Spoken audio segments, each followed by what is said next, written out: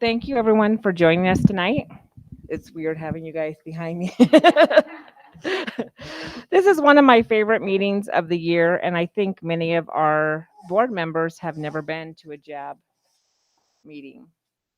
Um, the board understands that this was a challenging year, and we look forward to seeing your data.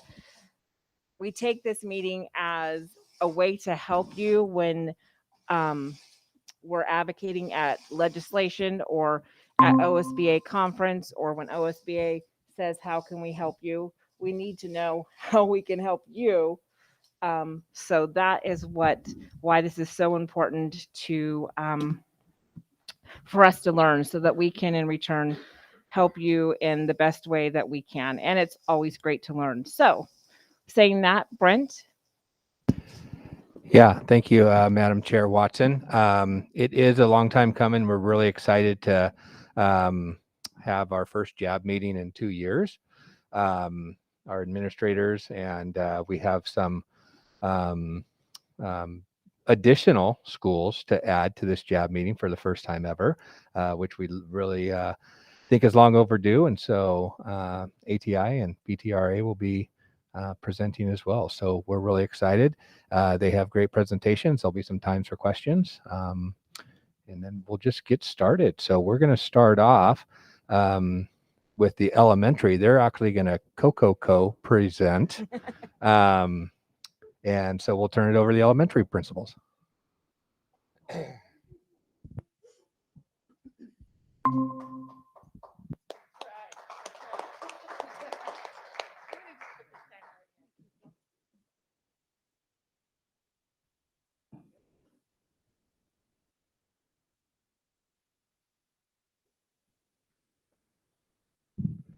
Good evening, board.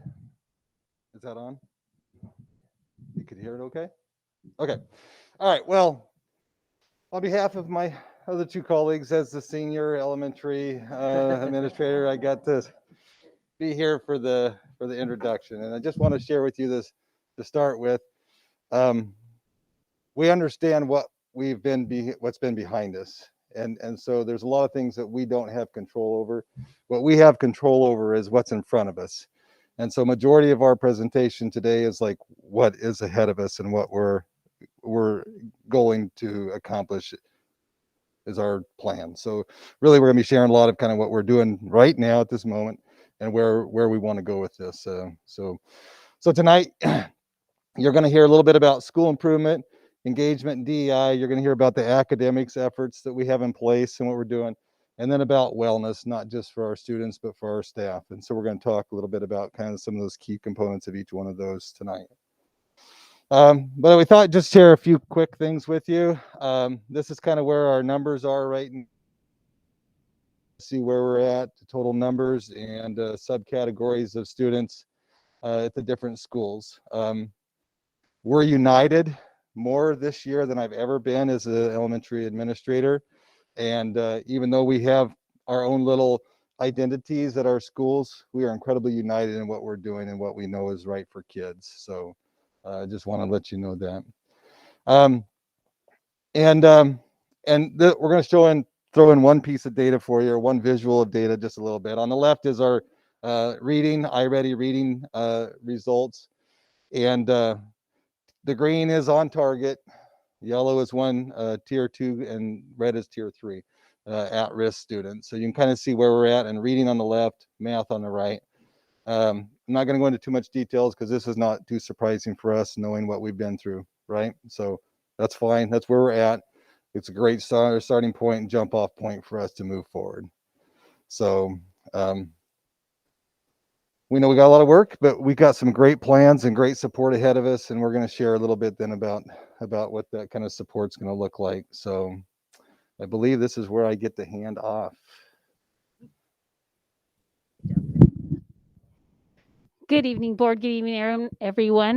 My name is Shauna Schleif. I'm the principal at Phoenix Elementary School, and I just want to echo everything that Kurt had shared. It feels like we're really united in our efforts to kind of look and see where we are now and moving forward. So one of the things that I get to talk about is our school improvement plan and our process. And so we have been working diligently to identify what are some of the strategies that we want to do to ensure that we can take our impact and move it forward. And so one of the strategies that we landed on through the help of some coaching is on distributed leadership. And distributed leadership is meant to ensure that we give agency to all of the people within our schools to have power on moving us forward. So all of us elementary principals have worked with our site councils to create distributed leadership teams. And so here's a list of all of the teams that we have in place. So we have site MTSS leadership teams. And so MTSS stands for multi-tiered system of support. So really what that is, MTSS is the structure for everything that we do in schools. And how do we systematize everything we do in school? Because we know that the stronger that our systems are, the stronger that our school will be. So we have an equity and family engagement team. We have and then that I'll go into further detail on that. Heather will talk about our academic team and what we're focusing on there. And then Kurt's going to round it off with our SEL team and our staff wellness team. So those are going to be the themes of tonight's presentation. So let's first talk about equity and inclusion. I know that we've talked about this as a board. We've spent time at our last board meeting talking a lot about that. But again, it's the lens at which we look through every decision needs to be through equity. And so we have our district DEI team, but then we also have school level teams really using that lens to make decisions on a day-to-day basis. It's me. Sorry. Yeah. Do I just keep going? Okay, sorry. So as you know, kind of with equity work, we're still in the phase of really getting it. Equity starts with oneself. So we're getting to know ourselves as individuals, ourselves as schools. We're getting to know ourselves as policies and those kinds of things. And so we're doing a bunch of trainings around equity. Administrations are doing trainings. Our family engagement teams are going through equity training as well. And then we also are enlisting the support of our family engagement specialist. Tracy Koa is working with us to help bring in the work of Dr. Maps to help us identify areas of improvement and then identify strategies and strategic plans around helping us in this area. As far as inclusion goes, we've done a lot of work around that too, in terms of making sure that people feel, our goal is always that every person who walks into our schools feels a sense of belonging and a sense of value. And so one of the things that we've done this year is to ensure that to the degree, as most degree possible, that each one of our students gets to attend their neighborhood school despite their abilities. And so that's something that we're pretty proud of. Family engagement. That's my son, by the way. Isn't he cute? So when it comes to family engagement, we know that we have to engage our families as partners. It's not just a give information, get information. It really has to be a strong partnership. And we know the value of that. And so as we kind of get back into the normal rhythm of school, we're returning to some of our traditions that we know are tried and true and bring a lot of spirit and connection. But we're also trying to think outside the box and create some new traditions. So for example, you heard of, Heather and Kurt created this trunk or treat, and that was such a wonderful event that really brought people together in new ways. We also have this new tradition. I don't know if you heard, but the family engagement teams have organized photographers for Friday and Saturday to do family pictures for our families who experienced housing loss, to ensure that they could to recreate those kind of memories and those kinds of things. So that's kind of some of just examples of what we're doing to really pay attention, because we know that that's vital. We try and keep the pulse about how things are going by surveying our families. We're also seeing a great need for support. And so we have parenting classes that we're going to be offering that came out from our engagement teamwork. And then we also just have family support groups as well to ensure that we stay in partnership with our families. So that's my part of this presentation, but again, it's part of a school improvement plan. And okay, Heather, you're up. She's going to talk to us about the academics. Thanks, Shauna. we're watching the time. We see Benito. So I do get to talk about academics. Onward and upward, that's kind of our goal right now. We all know that we started a little bit behind this year as expected, and we're trying not to dwell on that, but like Kurt shared, where's our sense of agency? What can we control?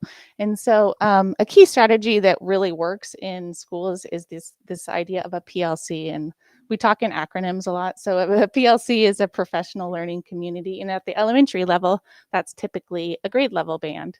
And so probably 15 years ago, the district rolled out this initiative and we had a lot of steam behind it.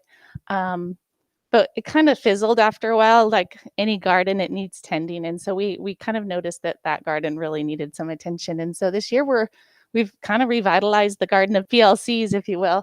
So our gospel is know thy impact when we talk about PLCs. And that means there are 4 key questions that we're leading our teachers through and kind of retraining them on. Hey, what are the standards we're hitting? And we're doing that district-wide as an elementary team, which we've never done. We kind of let teams decide what are your, they call them power standards for the quarter. So we're doing that. We have common shared pacing agreements, which is kind of a big deal. Making sure that, because oftentimes we're really kind of nice at elementary. We're like, oh, we'll just take 2 weeks on this lesson, right? But it's not always the best practice. So we have common pacing, common assessments that were agreed upon district-wide, and then common planning for what to do. That's what the best work of a PLC is after they gather the data. So deciding, hey, what are we going to do about this? That's kind of where we're at right now. We just wrapped up Q1 and teachers are looking at the data and saying, okay, what next? What's going to happen Q2? So that was kind of the big thing. And they're not quite used to that. They're like, oh my gosh, this is us modeling. How does a functional PLC work? We're doing it together in the library 3 times a month-ish. But it's been really great. And so they're like, oh yeah, that's what we were trained on 15 years ago under Mr. Santi. At Talent Elementary especially. Uh-oh, who wants in? Another really key, big, impactful strategy that we keep talking about these instructional growth coaches because they're amazing and holy cow, they are having a huge impact. And that kind of started when just identifying the need that we've had instructional growth coaches in the past when we were working through the collaboration grant work, but knowing that they can't really do that level of work and have a full-time teaching job. So we have hired those coaches and really decided on a common framework, which is called, comes from the art of coaching. And it's really grounded in transformation, just like DEI work, transformation of self and understanding how to me as a teacher transform my practices to help best meet kids. So we've gone through the training, our coaches have gone through the training. It's been incredible. And so they're really getting feedback through surveys, just informal feedback. They're going into classrooms and modeling. They're doing really good work and resource gathering, because if you've ever been a classroom teacher, it's really hard to find the time to do that resource gathering. And then just offering professional development. I just put up there a couple examples of what our kind of core leadership team is doing. Shauna had talked about the family engagement team, but for us, Corinne's my coach in my building, and she's really analyzing the instructional day and trying to share with teachers best practices. What does the instructional day look like? What does a reading block look like? And really just kind of grounding ourselves in best practices. How do you plan for a sub effectively? Which turns out kind of a job lately. So the other team that I get to talk about with regards to, I gotta check the time, sorry. I can talk forever about teaching, is really clarity and best practices when it comes to those tiered supports. Shauna alluded to the multi-tiered systems of support, but really understanding for us the science of reading, especially at the elementary level, kind of getting back to this understanding of phonemic awareness, phonics, and the progression of how somebody actually develops literacy skills. So we've been updating our intervention processes, getting continued professional development, and really diving into that data-driven decision-making. So I'll stop talking because the time. So I get to talk then about wellness, and we're going to cover just a couple things. A program called Ruler. And then we're going to talk about students and how they're impacted by it. And then staff is going to follow up or finish up with staff and what we're doing with them. So ruler is kind of, in my vision, or what I've seen in the years that I've been in this district and in education, is kind of taken social emotional intelligence to the next level. It really is. It's quite amazing. It's out of the Yale University, and it came to us through a lovely messenger, Lisa Rollman, who's back here, and just kind of got us exploring a little bit last year. And all 3 elementary schools had an implementation team that got trained in it. And so the 5 ruler skills of emotional intelligence are right there. Recognizing emotions in oneself, understanding the causes and consequences, labeling, expressing, and regulating. So those are the key things that we look at as when you look at the ruler program. And then there's a couple key things that I wanted to talk about as far as ruler, the ruler program, and I hope I'm saying the program correctly.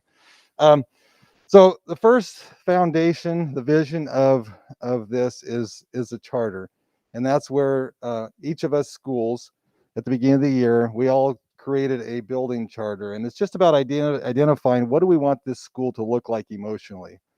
When somebody walks in, what kinds of things do we want them to understand and to feel? And so you identify, and it was phenomenal to take 45 staff members and try to narrow it down to probably between 5 and 8 feeling words. That was quite the process. Took much longer than I anticipated, but it was a phenomenal process to really get down to like, what is it that we really want to understand or feel? So we did that as a school, and then all the classrooms are working on their own charters. So what you have here is a couple of examples of some charter.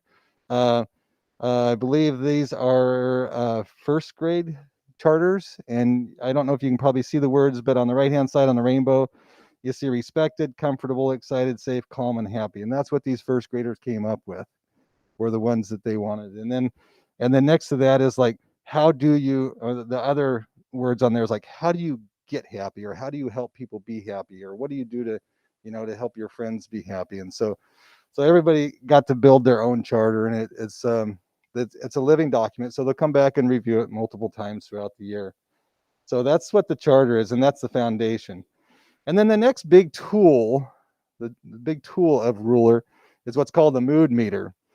And the mood meter is a tool to be able to label emotions and where you're feeling at the time. And this is one that's got all kinds of details on this. And we don't start that way with our kids. But this is kind of the end where you get to, hopefully you can be able to identify, or have kids be able to identify all these different emotions. And it's all based on, Lisa, I hope I'm not destroying your any of your talk, but it's all based on energy level, which is on the left-hand side, up and down, and then pleasantness, which is your horizontal. So, and it's we've had a system like this, a colored system, but it was a stepped system that went up and down. And it was like, okay, you really don't want to be up on the chart, you want to be down. Whereas the mood meter, it doesn't matter how you're feeling. It's okay to feel wherever you are, just to be able to identify that. And then if you don't want to be there, then how do you change it?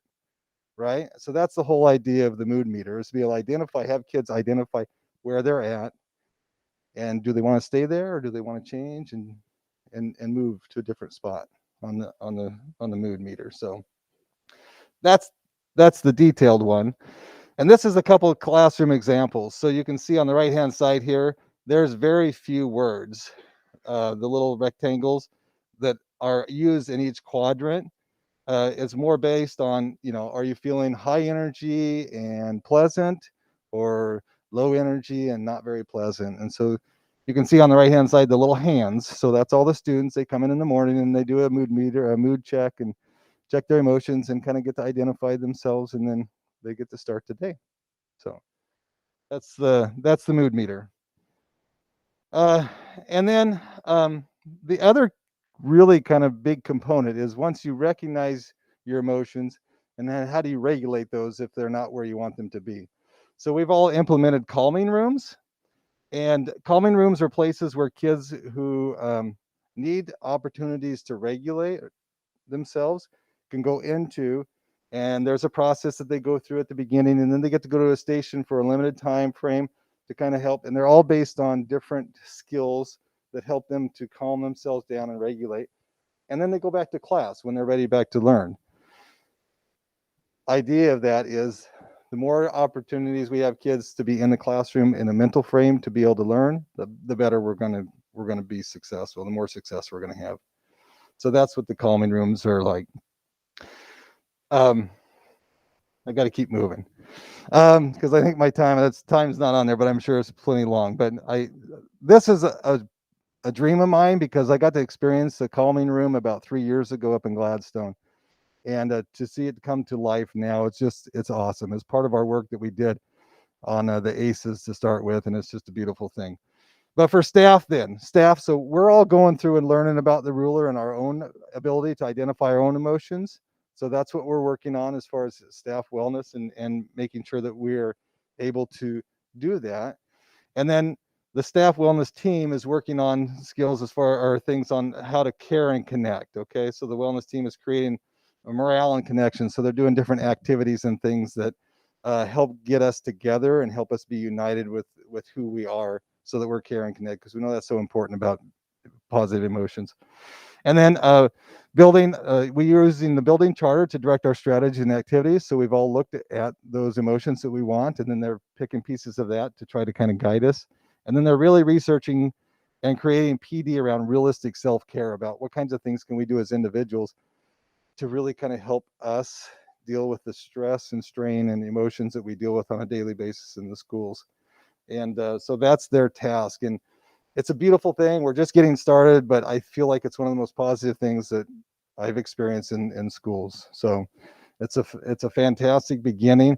We've got all kinds of supports to help with this stuff. Those TOSAs, coaches, phenomenal. I mean, I'm telling you guys, the money that the state's putting in right now to us, we're feeling it at the elementary level, and it feels really good, really, really good. So keep at it. Thank you so much for the support. And then we want to share a few comments about our bright future. I'm not sure how to get the play.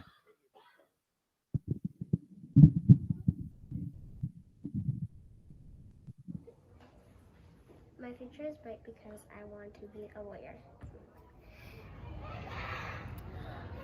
My future is bright because I will be with my friends and family, and I will do what I want. My future is bright because of funny cat videos, and my other future bright is staying home and watching my children, and while the dad does the work.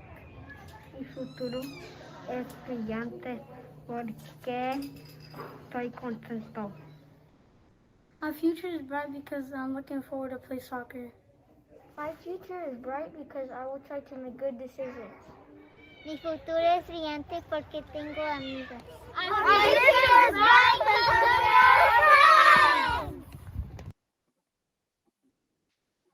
have friends. There you have it. That's it. We will entertain questions, not counting towards the time. Does anybody have questions? Does anybody have questions? Okay, I'll have it. Yeah. And first, well, I have questions too, but I think they're for Lisa. which is what our district has always tried to do. Yeah. And it's really great to hear you say that you are and that you're demonstrating it tonight. So that's really a cool thing. And that's what I've always enjoyed about these JAB meetings, to find this unity that takes place. Just one question, like Shauna, family support group, you mentioned that. How does that work? Well, like we have several, but like I can think of one example is Bridging Communities, which is a family support group for families who have students with or kids with special needs. And so we have a family, or our family liaison, she used to be called a parent liaison officer or whatever, but she helps lead or helps engage in family support groups. And so they do activities together. They meet with one another once a month. They talk about strategies, they connect, they support one another. So that's just one example. Thank you.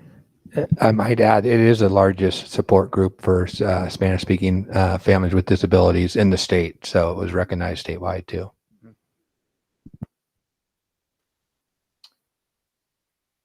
Polly, do you have any questions? I'm going to pass for a second. Okay. You took my question. Rebecca, do you have any Sorry questions? about that. That's okay. Nancy?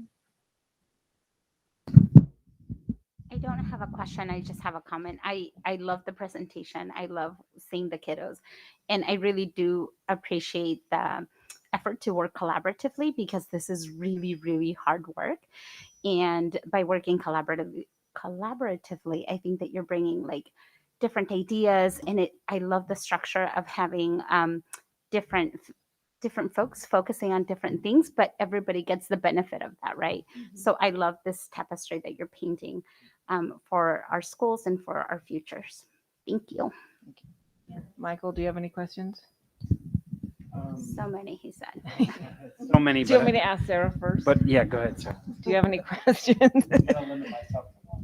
I just have one question. It sounds like as part of your distributed leadership that the three of you are meeting regularly. Are your the different heads of your teams collaboratively meeting together as well to support and We have a predictable Wednesday afternoon schedule because now we have that early release, and so the first Wednesday of the month is leadership team.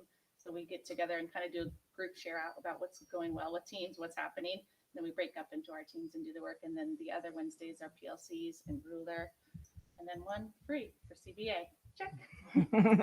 And then on top of that, Sarah, within each school, I mean, like I have my TOSA, my special ed, my Title I, and then my staff wellness leader. We meet regularly also so that we know we're working on and working ahead and making sure that information's coming in and being shared out and stuff. So that is another way that we're collaborating through that distributed leadership tapestry. Oh, it was said beautifully. Yeah. Michael. You know what? I don't have any questions. I just you can I have ask as no many as no. you want. I'm so inspired and still recovering from the video at the end, but I just want to commend you on your collaboration, as Nancy said, because I don't think that work can be understated. The benefit to your own development, the benefit to your staff is so profound by doing that work that you're doing. But I believe, just from a big picture perspective, that any student should be able to go to any elementary school in our district and have a consistent, not the same, but consistent experience, right? And that is so important. Kids are transient, and even we know, with the events of the past year, that's especially so. I just commend you for that really, really important work, for lifting up, all of your work, your staff's work, but in the end, our students will benefit the most. And it's just incredible the attention nowadays in education to the social emotional aspect of learning. I wish when I was in elementary, I had these type of, I was exposed to, we had the red card if you were bad, but no one was asking us how we felt when we came in the morning, I think the end result will be more resilient, emotionally intelligent kids, which will benefit society. So I just commend you and thank you for the important work. Can I comment on that? Yeah, Michael? please. Yes. So, I'm the senior member here, right? So I've lived a fairly lengthy life at this point in time, but going through this training and then teaching it to my staff and working with Erica Kazrati and just developing that has impacted my life hugely. I mean, I get into situations now where it's like I stop and it's like, okay, how am I feeling? I mean, it's almost become an automatic, and it's such a wonderful thing because it changes my life. And us working together and doing all this collaboratively and being able to share and how, it's a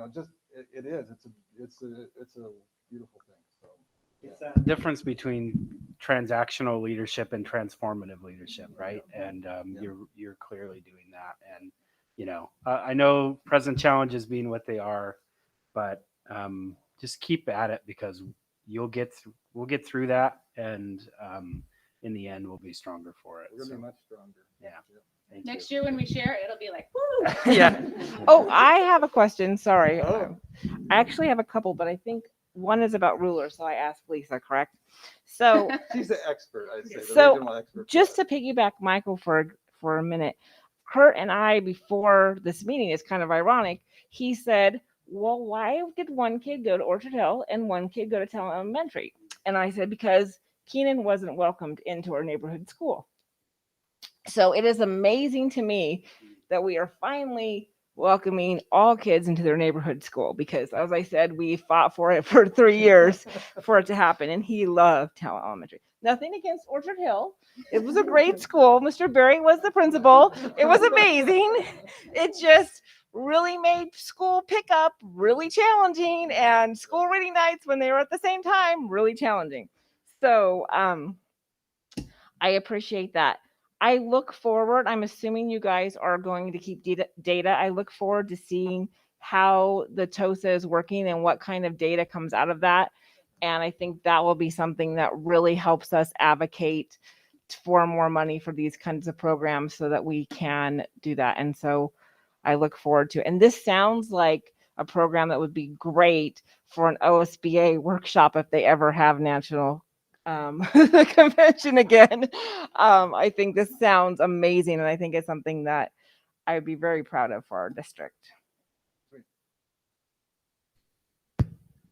Thank you, elementary. As the middle school gets prepped, I do, in the spirit of inclusiveness, sometimes you hear about timing, sometimes you hear about Benito.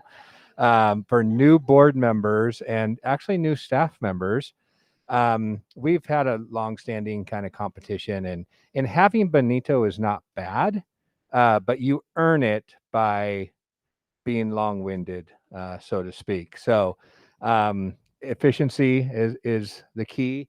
Mr. Walker has had Benito for a long time. He broke him out of the stables this morning. So we'll be looking for another person to take care of Benito for a while. In all fairness, I'm very glad that we did the questions not counting, because I know there's a few meetings that I was responsible for Toby getting Benito because I had so many questions, and I think another board member did too. And so I didn't think that was fair, because we wanted to be very educated, but we don't want. We reconvened the committee and made that rule after that perfect. meeting. So I'm just thankful there's not a Benito for the board, because that would be in front of me all the time. They would just be living right here. There might be. Maybe we need to implement an underground.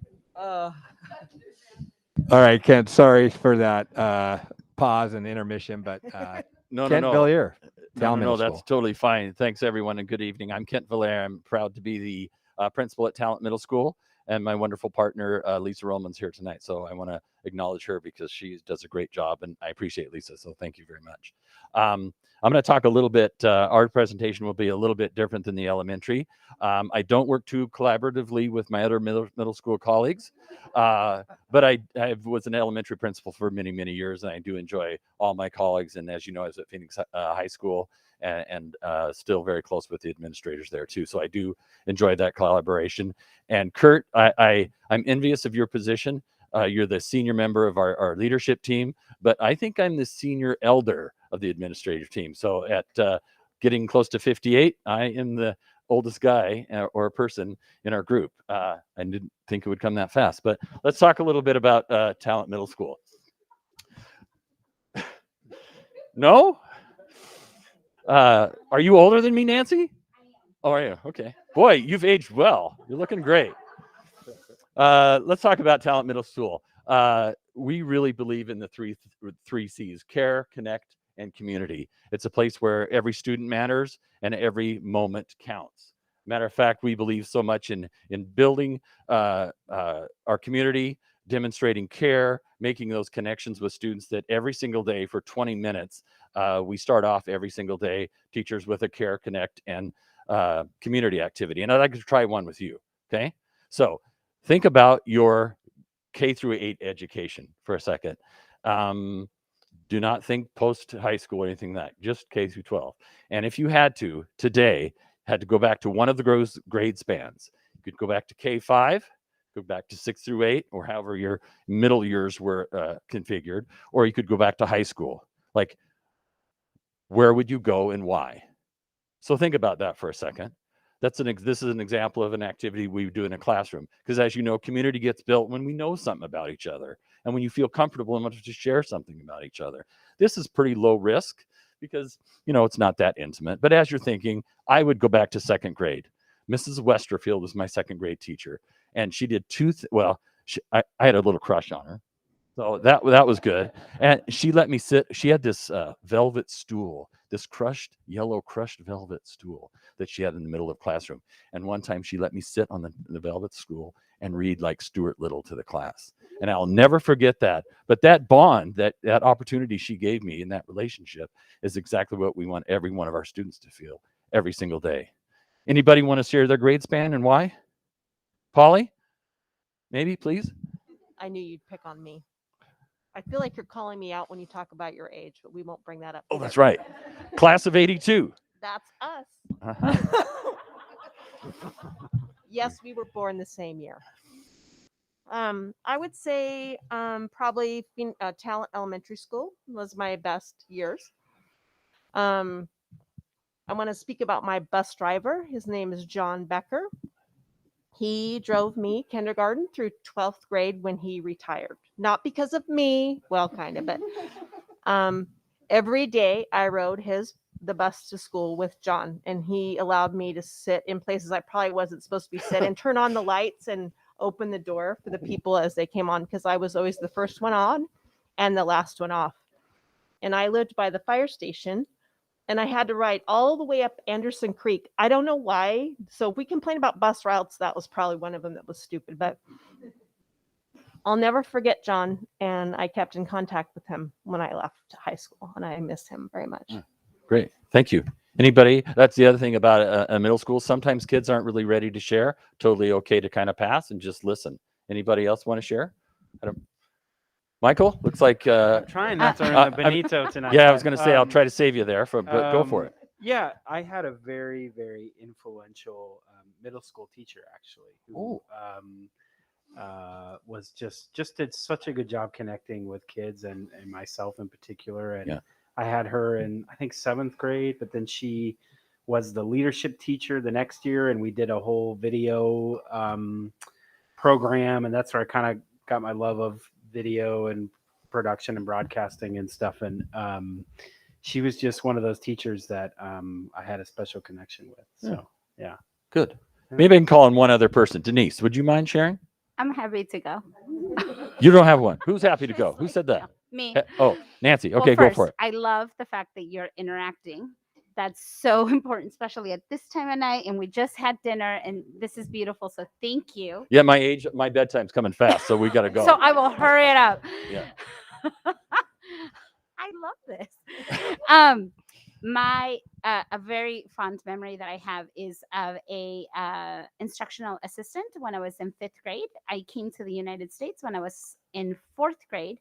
And to be honest, I don't remember anything like 4th grade because I didn't understand anything that was happening in school because they spoke English and I didn't. And then in 5th grade, I just remember this very sweet lady who just took so much time to come. Actually, she wasn't even from the district because I was the only brown kid in that school. Shady Cove. There was no diversity. But it was really odd to be the only person that looked like me. And this lady was an absolute angel. She took her time to teach me how to listen to words, how to read, how to speak. And I am forever indebted to that wonderful skill set that she shared with me. Yeah. Thank you, especially the vulnerability of your story. I really appreciate it. But those types of feelings and that emotion and that tie to an adult, a meaningful person is what we want for all of our middle schoolers.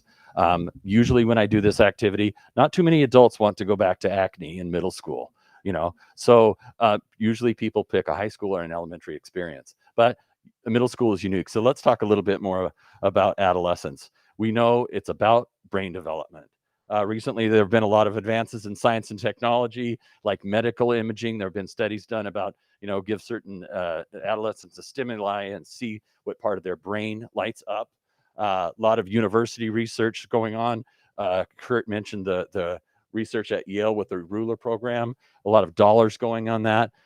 So really, the results of all this research is really ended up here. This is the adolescent brain.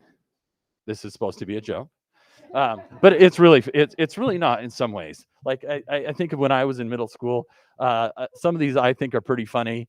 Like this one right here, this yin yang, love for parents, disdain for parents, all the same time. That's a middle schooler. I know all of you, or most of you, have probably been parents of adolescents. I like this little lobe back here, ability to be seen in public with parents. Like that's pretty small, isn't it? But there are a few that we really do take quite seriously at Talent Middle School. I want to point to this one especially, self-image, and that little sign says prone to bruising. And I know just as we shared those stories about meaningful events, sadly, probably all of us know, hopefully they're in the vast minority of incidents, but we probably endured some things that we remembered that did bruise our person, who we are. So we're really cognizant of that. Of course, accidents happen, but the restorative justice process is kind of a theme that we use to kind of rebuild harm when harm's been done. So we also work a little bit, well, quite a bit, and especially this year on that judgment gland. We want to grow that a little bit bigger, and we're doing a lot of that currently at Talent Middle School. And let me talk a little bit about how we're doing that. So what do we have? We have 480 of these kids walking around for 6.5 hours with all these questions. Hyper awareness of themselves, of others. Who am I? Who do I want to be? Who do my teachers want to be? Who do my parents want me to be? Who do my friends want to be? And how do I accommodate all that at the same time? It's really, really difficult. I feel really lucky in my career to have been an elementary principal and a middle school principal and a high school assistant principal. And middle school is probably the most unique grade span that I've experienced because it is such a change for kids. So we are supporting, and as you know, obviously our kids are coming back from a lot of trauma. They're coming back from not being in school, not a lot of routines, some of our students. And so we also have started to reset this room and a reset room this year. Like I think the elementaries have had those hugs rooms for quite a while. But again, I want to thank Lisa for her expertise and talent in creating our reset room this year. Essentially, it's a quiet spot, really reduced light and other stimulus. A student can elect to go to our reset room, or a teacher can kind of see, oh, I see Sarah's getting a little bit nervous. She's displaying some tapping or something like that. Go discreetly to Sarah and give her a little card, and she'd go down to the reset room. It's available all day. Thankfully, we're staffed so that we can have an adult in there. Currently, 80 students have shown up, and you can see the percentages there of what grade spans have used the reset room. Essentially, it's an opportunity to regulate. We're thinking about our attending skills, getting our thoughts calm, monitoring our emotions through that mood meter that Kurt showed you, thinking about our actions. So there's a picture of our reset room, one of the rooms that was kind of a little bit redone, just a calm, quiet spot for students to gather themselves, be ready to go back to class when they can. Some other supports. This year, we're really lucky and fortunate, and I appreciate the district's commitment to a few personnel spots here. Full-time counselor, full-time school psychologist. The second quarter, we've rearranged some teaching assignments and distributed some students in some different classes so that we have what we're calling a skills training room. A little different than the reset room, but it's where kids get some direct instruction on lagging skills. So they can regulate, they learn to empathize, learn to advocate correctly for themselves, to apologize, maybe repair harm, and manage themselves and how they get along with the world. Rich Hobbins has been very instrumental in that. So I appreciate his expertise and work. Misty Hutzel, Derek Rodman, Jordan Ruiz. So it's just starting, but Lisa and I were talking today. I think it's already having an effect. We were walking through the hallways today at passing time, greeting students. Weeks ago, you'd go, "Hi, how are you?" And the kid would look at you like, "Oh God, what did I do?" You know? And now today, "Hi, how are you?" "Fine, how are you?" And I'm like, "Whoa, that's pretty good." So I see a little bit of trust, and I see maybe some of that good feeling and feeling of belonging working in some kids, so that they're comfortable to do those sorts of things. Lastly, I want to talk about our attendance team. Tracy Koa has been a gift to us. I've been with her on a few home visits, purchasing an alarm clock, talking with a parent about support for like an electric bill. As we all know, some of our families are pretty needy right now, and it's rewarding to get the kids into school and to know that our district is involved in getting those families some support too. So I thought of this today, and I'm really proud of it. I hope you like it. When regulated, educated. So when regulated, educated. I want to just give you a snapshot of our classes at Talent Middle School, because from last year's, I think it's quite a bit different. You can see our required classes up here at the top for 6th, 7th, and 8th grade. Really the biggest difference is 6th grade health, 7th grade art, and then 8th grade, I've talked to you a little bit before about our financial literacy class. I'm loving that class. I was in there today. Kids were doing an activity about, they had some monthly, like a monthly allotment of, I don't know, a paycheck or whatever. And the title of the class was Paycheck to Paycheck. And so one kid came up to me like, "I'm never going to make it. I got $22 for the rest of the month." You know, probably because they made some decisions with their money that maybe they shouldn't. But it was a great class. I'm so happy that we're offering that. Bulldog block classes over here. Those are not necessarily, we don't call any of our classes electives anymore, but students can take these classes. Algebra, obviously, for those advanced math students. Band. Our Spanish, our immersion program is Latin American Studies. We have an environmental science, a data analysis class. It's fabulous. Heather Armstrong's teaching that. Journalism, yearbook, literature, and adolescent brain development.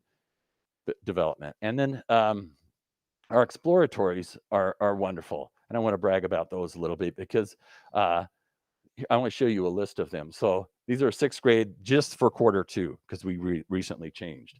I was a little nervous when I saw Sliderama, but rest easy. There are a bunch of slip and slides. And so we, put some oil on there, and kids, no, that's not it. Sliderama is the working with Google Slides and doing presentations.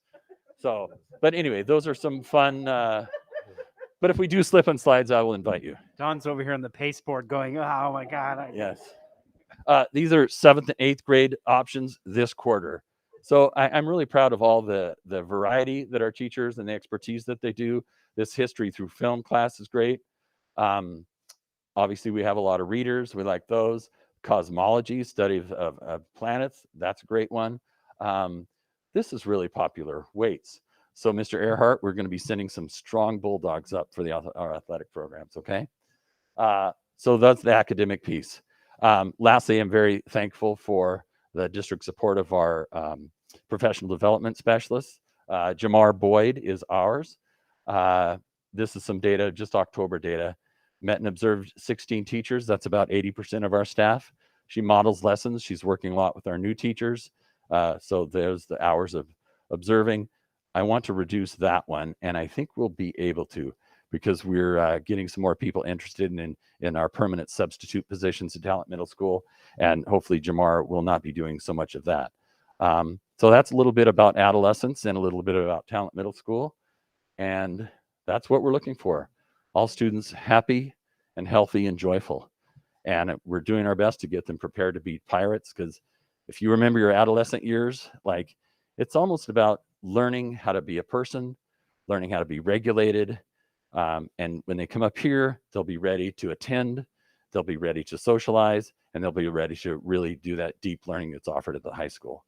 So I appreciate your time. I'll only take one question. So choose carefully.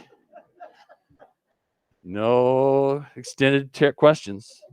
No, but seriously, anybody have any comment or questions I can answer, or Lisa?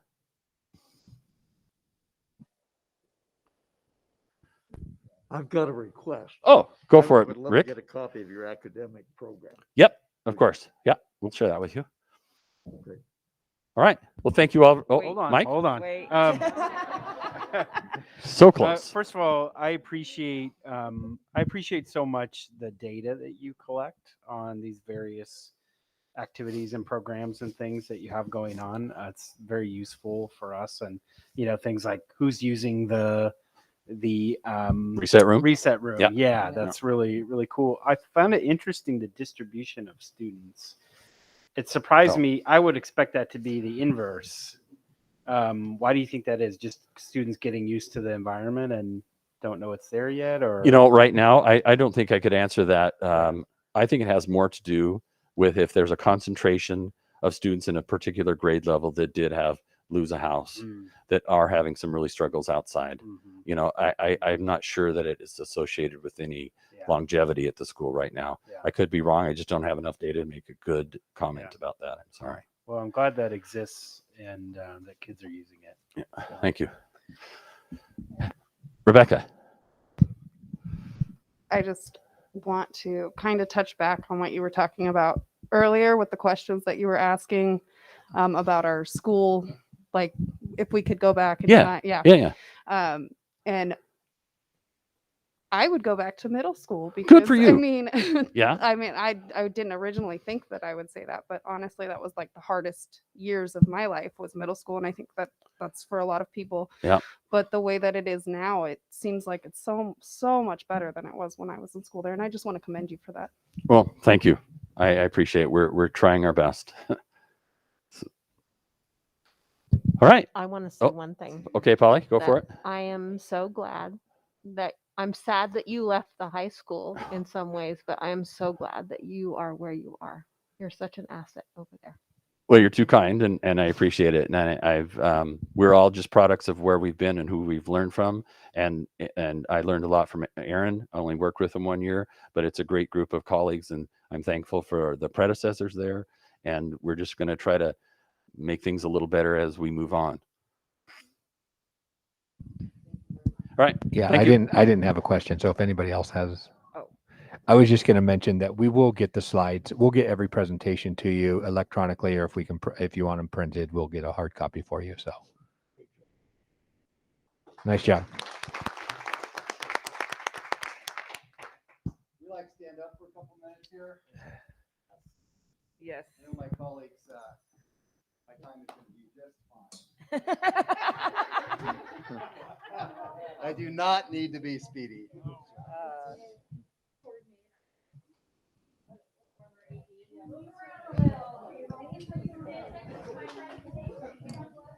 Time for a little Callies. I think his time started when he said stand up.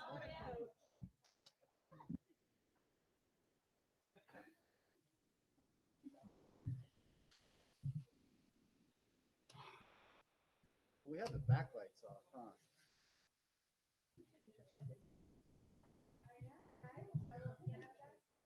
You'll want to be out of seat in just a minute. I'm pretty sure of that. So stay tuned. Running away or? I hope not.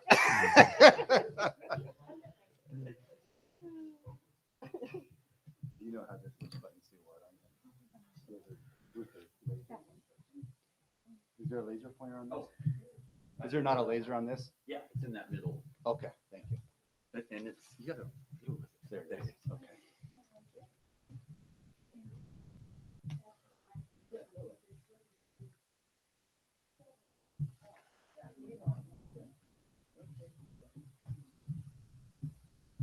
Okay, well, thank you. Number one, I feel honored to work with such awesome colleagues.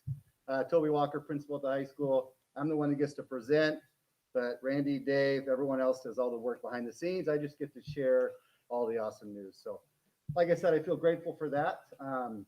Welcome to PHS. Hold on. So what you're going to learn a little bit about us tonight is one, who we are. In case you forgot, we're the Pirates.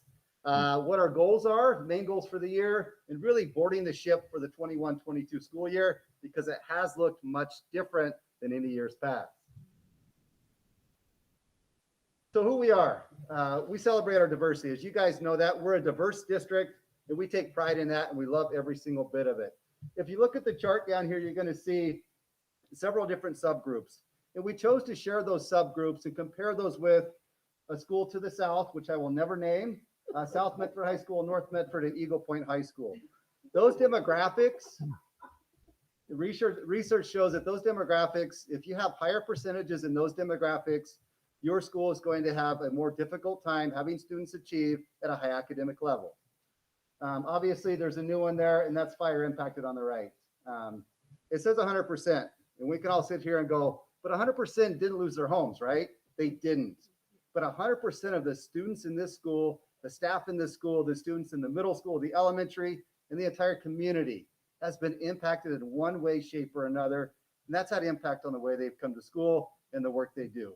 With that, our kids are absolutely crushing it. Just a quick snapshot on enrollment in case you guys wanted to see. Top right, that's kind of what we're looking at right now. So you can see ninth grade is our biggest group, which is awesome. The eighth graders coming up is going to be another decent sized group. So our numbers are at 670. It's probably 668 right now. I'm pretty sure we lost a couple 10th graders. So it fluctuates a tad at this point in the year. And right now I looked at the middle school, 162, it might've been 159. It's changed a bit. So next year, anticipating our enrollment's going to look very similar, 660, 670. We ended last year at 665, just kind of as a reference point.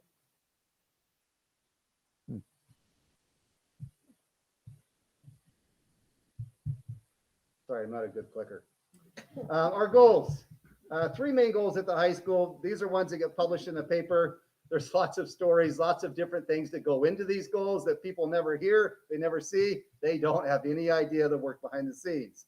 We don't have a lot of time to share those stories, but you guys are well aware of many of them. Attendance, all students will attend regular. We won't talk about attendance tonight, not because we're not focusing on it, because the state has not been keeping data on it for the last 2 years due to COVID, distance learning, and really that walking that balancing line of going, do we tell kids to come to school or do we tell them to stay home? So it's put us in a tough spot.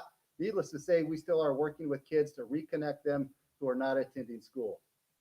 On track to graduate, so that's freshman on track percentage, and of course our graduation rate, which we can all celebrate, and every single one in here has a role in that. This is our state report card, and when you look at it, it's got these beautiful pie charts. Our goal is to see pie charts with 90 plus on them. We have some that are not in the 90 plus areas right now. That's okay. Those are a work in progress, but a snapshot of our state report card, we want 90 plus in every single category, and several of them are pushing 95 for this next year, so stay tuned. We'll dive into this a little bit deeper in the next two slides. Mainly we'll talk about on track to graduate and our graduation percentages. Graduation, the big day, right? It's the day that our students come into high school not knowing what the heck it is. Can't talk about middle school kids, freshmen this year. They're still not sure what graduation is. They're still not sure which way is up, which way is down, but they're getting closer and figuring it out. Our graduation rate, so highlighted yellow, those are last year's graduates. We graduated 93% of our students last year. Yes, that's a round of applause for all of us. And when I say we, I mean we. It's a community, it's the elementary, it's the middle school, it's the support staff, it's the district office, it's the school board supporting programs. This isn't just a high school data point. We get to celebrate it with our kids and families, but every single person in this district plays a role in that. You can look at the subgroups. We obviously have some work to do with students with disabilities. We're well aware of that. When it's a smaller population, 17% school-wide. So when you break that down by the senior grade level, you know, you maybe 2 or 3%. If you miss 1 or 2 kids in that, that's a big swing in that percentage, but it is still an area we're focused on. You might look and go, hey, 2020, 2021, is that a typo? No, the data was the same in all areas, and I reviewed it 5, 6, 7 times, continued pulling it, and that's what it looks like. So one thing that's important to notice, you can see our Hispanic and Latino population. We used to have an achievement gap at this high school where our white students outperformed Hispanic and Latino, and our overall graduation rate was significantly higher than our Hispanic and Latino population. Take a look. What do you see? It's gone. Victory. The achievement gap is gone. And like I said, that's ELD programs, that's dual immersion programs, that's everything in between that is getting these kids ready to come here and be a pirate. So that is a huge celebration. Speaking of celebrations, 2 on the bottom there. That was our beautiful beautiful graduation this year. PT Rising Field, Jack Woodward Stadium. Awesome day, wonderful event. But just as awesome was the event we had for the student on the right there. That's Alex. Alex is wheelchair bound. He has been since he was born. I had him in elementary school as a PE, when I was a PE teacher, and he came to the 50-yard line with his mom. He didn't want to take part in the big event. We had an awesome event for him. There were tears from me, from him, from his mom, from the counselor, from Mr. Johnson. Just wonderful seeing that kid, what he's overcome to earn his high school diploma. It was a soft fest. So really proud of all of our kids, and we've got something for everyone. The state graduation rate was 83% in the state. So we crushed it. 9th grade on track. So freshman year, by the end of your freshman year, you should have 6 credits, what the state says, to be on track to graduate. Last year, the state average was 74%. Let me say that again. The state average was 74%. The average around our valley last year was even worse. Well, pretty worse than that. The school to the south wasn't even close. The north schools were not even close, but the Pirates crushed it. We didn't reach our goal. Like I said, 90s is what we're shooting for every single year. We were at 87% last year of our freshmen ended with 6 or more credits. It was a bit of a bummer. At the same time, the way we started online, hybrid, transition. Can you imagine being a freshman, your first experience at high school, you meet your teacher on a computer? How do we feel connected? We see your connection a lot tonight. It was really difficult for us to connect those freshmen last year, but they still performed well. Looking at the yellow, you might see another alarming stat, or at least it is to me. Our Hispanic Latino population, only 81% of them. So if I'm looking at that, I'm worried 3 years from now, what am I worried about? That achievement gap coming back, right? We've got good news though. Of that percentage that did not meet in the Hispanic Latino population, only 1 of them did not pass all of their classes first quarter this year. Huge strides, back in school, re-engaged, support is there. We will get those kids back to where they need to be. Our Lean Crew program is something new this year that Carolina Campbell has started. Lots of great events for the class of 2025. We had cocoa and crayon. We had cotton candy and tie-dye. Our freshmen came in this year through a gauntlet of teachers. And what's really special about that is they will leave the senior assembly through a gauntlet of teachers as well. They came in as freshmen going, whoa, what is this? Corny, cheesy. They leave as seniors, hugging teachers, crying, staff is crying. It's a really remarkable moment to see, and really excited to see the class of 2025 go through that process. Speaking of the class of 2025, after quarter 1, we have 90+% of those students who are going to be on track to graduate. Now there's still 3 quarters left. We still got work to do, but so far they're looking really good. I want to compare that to last year's group. Last year's freshmen after quarter 1, 70% were on track to graduate. We're going the right direction. In the very bottom, I want you to take a peek at graduation year. 2021, those are the graduates last year. Remember I said 93% graduated. What was the freshman on track rate? 90%. 2022, this year's graduate, their freshman on track rate was 93%.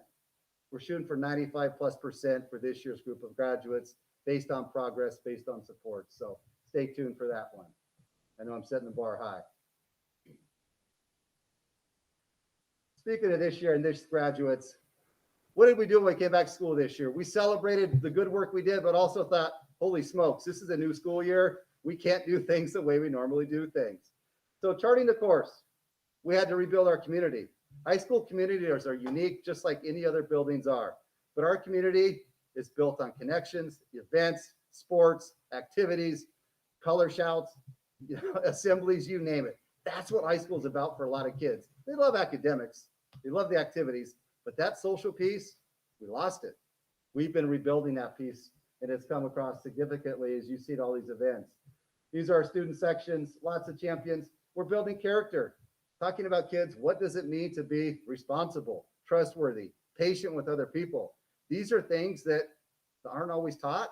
And if we can teach them and reinforce them in school, when we see them, we know they're going to be better citizens. Obviously, guys, we want them to graduate. We want 90+%. We want 100% to graduate. But if kids graduate and they're not good people, we failed them in that part. So These other pieces are going to play a significant role in that as well. Now, building champions. Want our kids to be champions for themselves, champions for their families, be proud of who they are and where they come from. Talk a little bit about the freshman data, but at other grade levels. So after quarter one, if you take a look at the arrow up top up there, 8 out of 10 kids have passed 6 or more classes in this entire school. And our kids take 7 classes. 80% are passing 6 or more classes. That's phenomenal. That's higher than we've ever been in a regular year. Absolutely impressed with our staff. But what did we do? We didn't just go, hey, it's time to perform. It's time to get good grades, guys. If we did that, we would have a lot of failures. Community, we rebuilt that community first. Academic grit and endurance. Our students were online.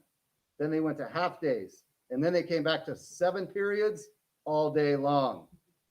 Our teachers have done a phenomenal job of slowly amping up the amount of workload along with the support that those kids need to be successful. So we aren't quite where we want to be yet, but we are going the right direction, and we do have the support to make it happen. Speaking of where we're going and what we've seen, challenges this year, and we're not alone in this. Sometimes it's nice to know that we're not alone. We see this and hear this. You heard it from some other principals tonight. Challenges, student social and emotional learning or social and emotional well-being. Our kids were home for 18 months. And sometimes when you think about a high school kid, the parents might think, he or she is fine. I'm going to work. I can't deal with them. Okay, uncaged, unsupervised, unstructured for that long, that played a significant role in some of our kiddos coming back, especially this freshman group. We have kids who came back from homes who had 2 parents at home supporting them, doing extra work. And we have kids who parents were absent for 18 months. So, and everything in between. Our connections, our staff work, and our counseling crew has done a phenomenal job meeting the needs of all those students. Rebuilding our community relationships and student engagement. You guys saw a lot of those photos. Sports are happening. We'll have an assembly coming up at some point. Those things are going to get kids re-engaged. Reestablishing academic expectations. We want to achieve high at this high school. At the same time, we've got to do it in a supportive way that meets all the students' needs with where they're at. We've got we have high expectations. We also have high support to go with it. We know if we set the expectations, provide the support, love, coaching, our kids will meet it, but they'll also exceed it, as you guys have seen tonight. Staffing and COVID obstacles. Staffing is a significant concern. We have 2 long-term substitutes in our building who work every single day, pretty much every single period. At the same time, our staff are getting exhausted, just like other staff are getting exhausted across the board. So they're managing COVID, they're managing the curriculum that they've revamped from online to half day to full day. They are exhausted. So supporting our staff, giving them time, giving them subs, giving them love, giving them kudos, accolades is the main thing we're focused on. And then also keeping our eye on the prize. I had a college coach who told me one time, Toby, just keep your eye on the prize. What's the prize, coach? That's for you to figure out and for you to know. A lot of times we get stuck. This is a bullseye. Kurt's a hunter. I don't think he hit the bullseye on his elk hunting trip, but the bullseye in the middle is controllable. And I put it this way because right now, a lot of us want to try to control everything on that target. And we simply can't control everything on that target. Trying to keep our staff focused on what are the things we control? What is the bullseye? The kids here. Let's work with them. Let's support them. Let's love them. Because we know the more we focus on this, that's not to say the outside stuff doesn't impact it, right? It does. But the more we focus on that, that gets bigger and those outside perimeters start to diminish. And we've got the kid whole, we've got them here, and we're controlling everything we can control with our kiddos. So keeping our eyes on the prize, controlling what we can control.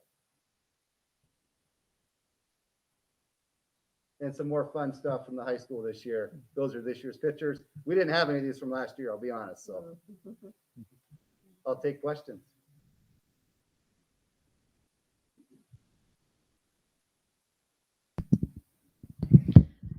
I don't, we heard from some of the students for the student reps that they're really struggling with the jump, I'll call it, from the challenges of last year into full 7 periods of class. So I'm really excited to hear about all of the supports that are in place to help them as you ramp back up to that excellence that we know our pirates have. And then I just also want to just commend you in front of the group for really encouraging character and the character development of the students.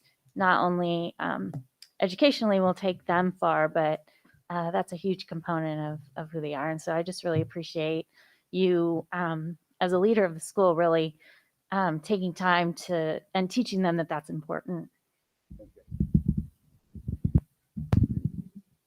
I wanted to ask, can you talk a little bit about, Kent was talking about the psychologist and the counselor that's available. What do you have available here from emotional support for the high Right. schoolers? An awesome group.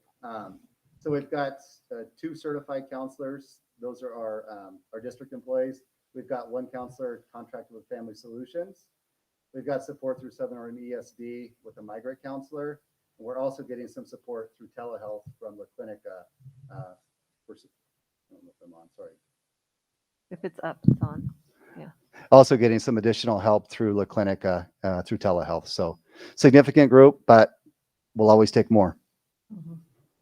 And you think those are being utilized in a large way, or like? Absolutely. On a significant scale. Our counseling department is starting a grief group. So trying to be more proactive with groups and kids, chances to meet as a group, as opposed to, sitting down in a chair and talking to one of our counselors.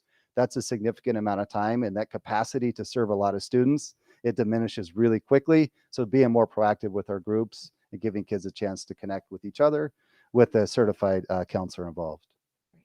Thank you. Any other questions? Rick, did you have a question?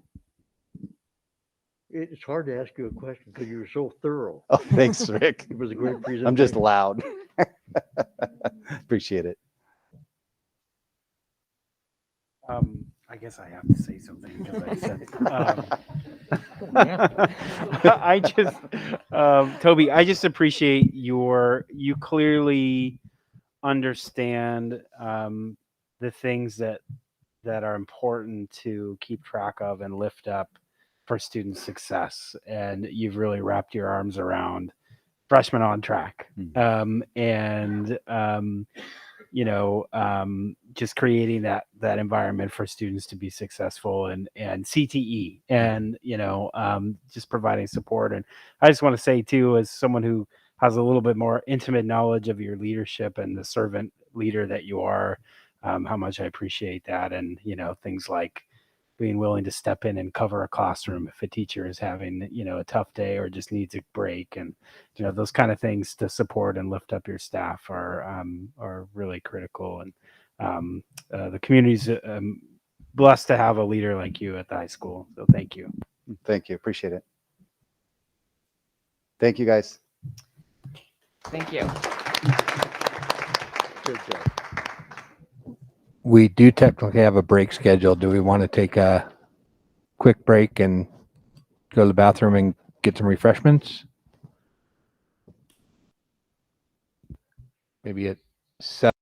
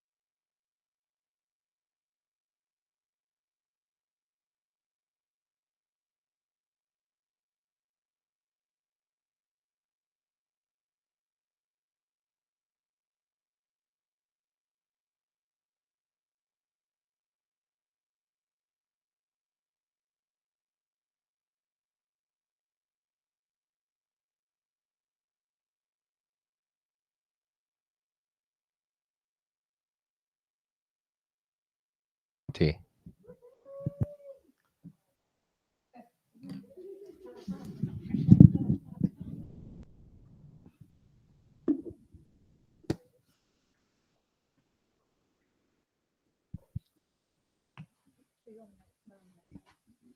Maybe the beginning. I'll start at the beginning. I like to start at the beginning. Good evening, guys. I am Aaron Santi, inaugural principal of the new Phoenix Talent Rising Academy.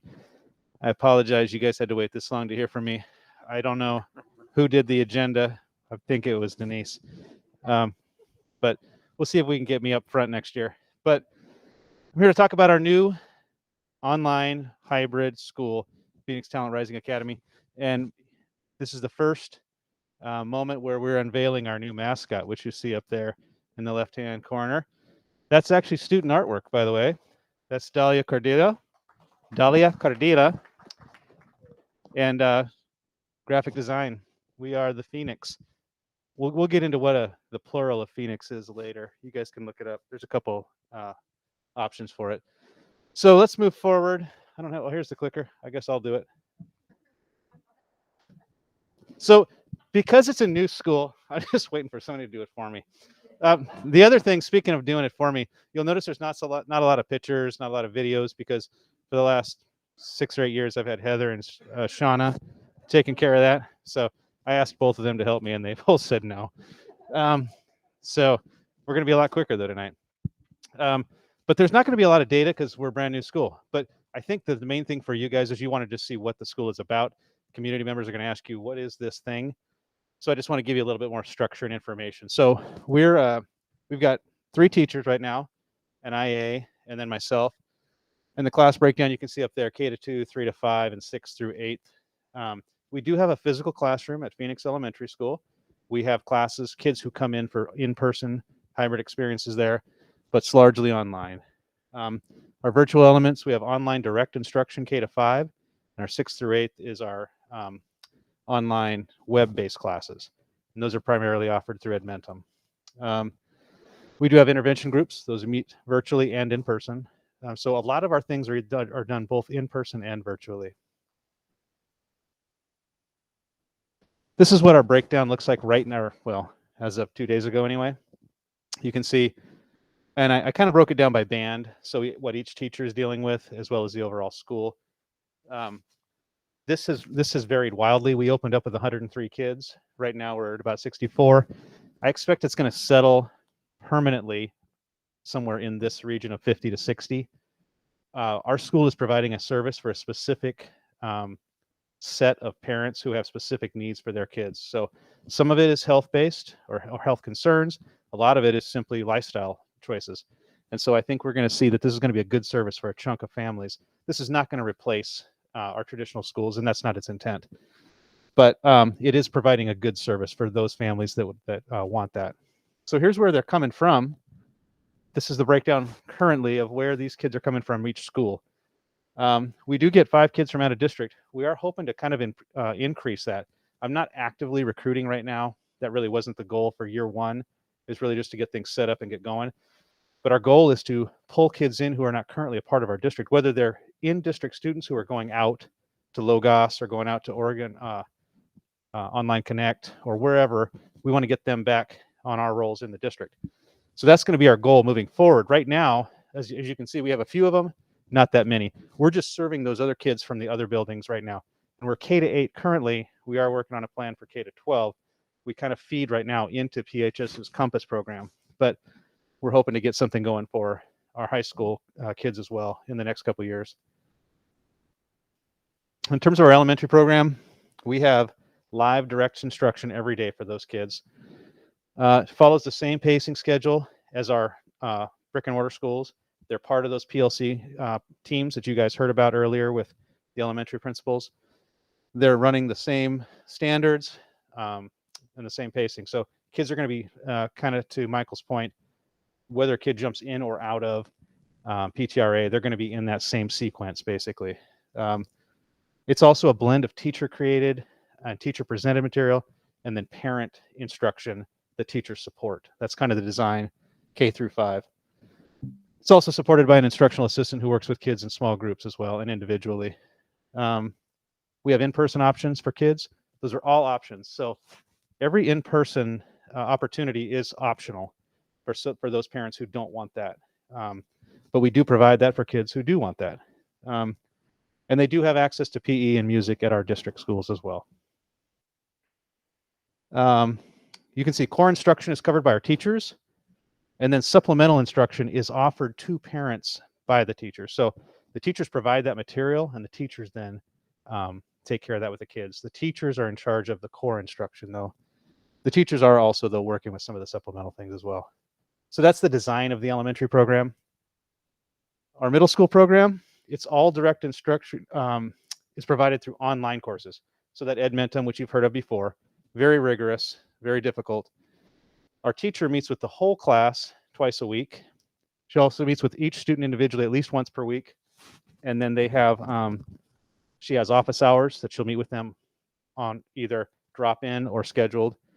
The teacher grades their assignments, authorizes tests, and provides one-on-one support through office hours. So the middle school program looks a little bit different. And again, 2 times a week, we have in-person options for kids, again, optionally. So here's what the middle school takes. Middle school kids take 4 classes per quarter. The core classes are only semester long, not year long. So if a student's taking language arts, that's only for 1 semester. They'll take social studies the next semester. That's because those courses are more intense. They require more hours, but they're only a semester long, kind of like a college class, if you think about it that way. The electives change each quarter, and the advisory lasts the entire year. So here's an example of what our middle schoolers have the option to take this year in terms of elective options. So I'm not going to read them all, but there's a really wide range of things that kids can take. Some really cool ones. We had 2 kids, I think, taking Korean. I'm not sure what prompted kids to think that'd be cool, but that's awesome. A couple biology kids, some veterinary arts or veterinary medicine. So lots of really cool opportunities for kids. Parents have been very excited about these options particularly. So our goals for this year, being a new school, the primary goal is to kind of build some community and sense of place, sense of belonging, because it's such a disparate group from all over the district and outside the district. And we're online. It's hard to build that.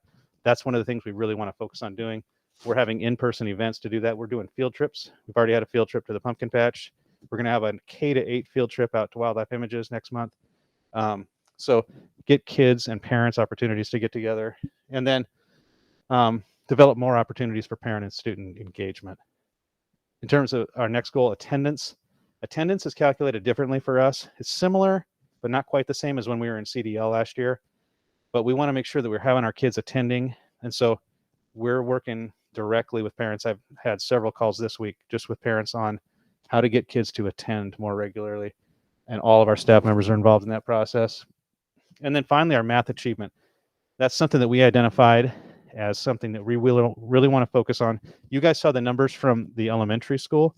That's across the board, right? So we identified that as an area of need for our school and our district. And so we're going to work to support those math achievement in our school and to help the students as they move into high school.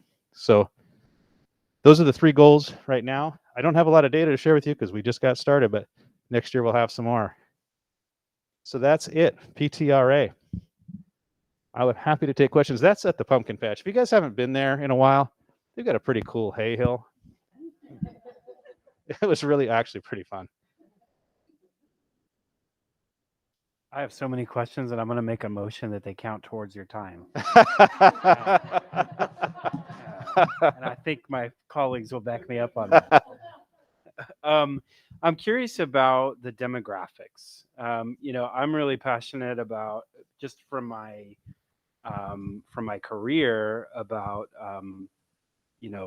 closing the digital divide and making sure that kids have equitable access to technology. So I'd love to, I don't know if you have the numbers now, I'd love to get a sense of the demographic makeup of those 64 students and how you serve, if a student is interested in PTRA, how are we able to meet any sort of, need that arises from a technology perspective? That's a good question. There's zero technology barrier for kids. We have, and Tiffany's our driver. She drops off hotspots. She drops off Chromebooks. We have people out. I think we have, right off the top of my head, I want to say 5 or 6 kids out at Immigrant Lake Campground. Okay. That we're supporting with hotspots and Chromebooks. We've got them all over the map, and I talk to parents who are thinking about it. There's zero barrier technology. Okay. Good. Which is good, and that's through district support. That's not just because we're nice people. It's because you guys have made choices to support that, so that's good. Yeah. What is your capacity, student capacity, given your current staff levels, and how do you see that, the roadmap of that developing over time? Well, initially we only had two teachers, and our elementary program got up to 52 kids, and that was so Mrs. Milton had K to 5, 52 kids, and we thought that might be too much. Yeah. So yeah, we did some reshuffling, and so we were able to bring a teacher over from Talent Elementary, and that's been great. But so the question to capacity, we really see that at K through 2, she feels like she can support 30 to 35 kids, and then 3 to 5 is probably around 30, 35 as well. Middle school is a little bit higher. She can probably support 40. So anytime we push against those, we would need to make decisions about trying to reassign staff, or do we have to shut off enrollment, which we don't want to do. I mean, certainly anybody who really wants it we're going to get them in there. Yeah.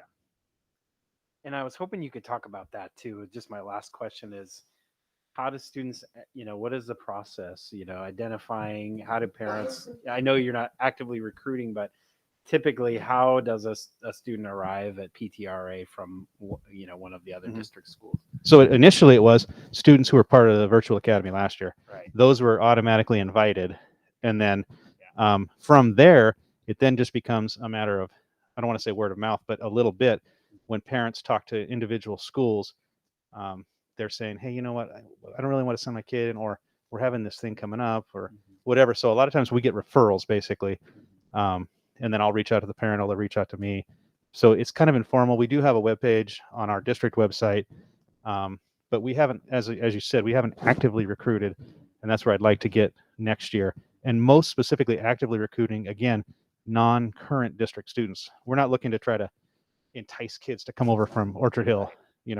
We want to get kids in who are, we're happy to serve them, of course, but we want to get the kids who are not here with us already. Makes sense. Right. Well, I appreciate that you're in charge of the program, and with your expertise in building programs, I think you're the perfect fit for it. So glad that you're there, and I'm very, very thankful we have this option for our families. Yeah, thanks, Michael. And it is exciting. It's having this opportunity. It's not for everybody by any means, but it's really a service for our families, just in the way that we provide, a theater program at the high school. It's something for a group of people. And so I'm really excited to be able to do that. I have a question. I love the various classes that are provided, and I see that there's additional languages that you can learn from. How many languages are taught at maybe that was a question for the middle school or the high school. Is it just, what languages are provided for kiddos to participate? Spanish and French. Is there opportunities for kids that want to learn other languages that might be in those grades to participate through this academy? Yeah, and we've done that in the past. Not necessarily with language, I don't think, Toby, but have they taken language? No, go ahead. Take his time. Nice. Yeah. That's super cool. And not just language, but there's other courses too that Right. we're able to do. Yeah. Thank you. Mhm. I have a question. I'm wondering about maybe students who are interested in moving at their own pace, that maybe are involved in related to tag or something like that. Does this serve that type of population right now, or do you have something like that? Yeah, that's what it's really. That's one of the designs of the program right now, is students can basically finish a course at their pace. In fact, we're trying to figure out a policy for how we're actually going to transcript those things, because they're scheduled to be a semester long. Kids can finish them. We have one girl she's been cranking through them in like a quarter and a half, and then we just jump her right into the next thing. And so We're just trying to deal with how do we transcript it within a quarter system. But yes, that's the key, is to try to allow for that for those kids who want it. In fact, we're going to meet next week talking about how to try to support that further moving into the high school. But yes, that's one of the goals. I think I'm curious about that because in our past, in our own family, we had that situation and did use a charter school to accommodate that, and we were able to work at our own pace. It was huge, really. Yep. Again, it's a small percentage of kids, but for that family or those families, it's a good service. And then, do you find that there's a struggle with parental involvement, or do you find that the students that are in this program have a greater parental involvement than they did maybe last year? Probably. Elementary level, the parents are extremely involved because they're really making choices about being there. Right now, we have a little bit of a divide in our middle school group. Some of those kids, it's kids who parents are trying to decide things aren't working great right now at the middle school. Let's try this. Then there's the other group that is very much devoted to, providing support for their kids daily. So, but elementary for sure, high degree of parent support. It just doesn't work really otherwise. Yeah, I know from experience. That's so true. Yeah. And it's nice to have a partner and the teacher to help promote that, so you're not the rule maker necessarily. Is there counseling available? Is it other schools too? Yeah, we have access to the clinic counselors as well. Okay, great. And for clarity, it's not a hybrid situation. You either have to be enrolled at PTRA or enrolled in one of our schools, but you can't. PTRA is one of our schools, Michael. Well, one of our physical schools. But good job. Yes. Yes. Yeah, it's correct. You have to be enrolled in one school. Right. Yeah, it's not like last year where students were a part of the virtual academy, but they were enrolled in their home attendance school. Yeah. I think that's important for people to understand. Yeah, we have worked through that with some parents. I've got So a at question the for you. oh, go ahead. Go ahead. No, go. How do the mechanics work?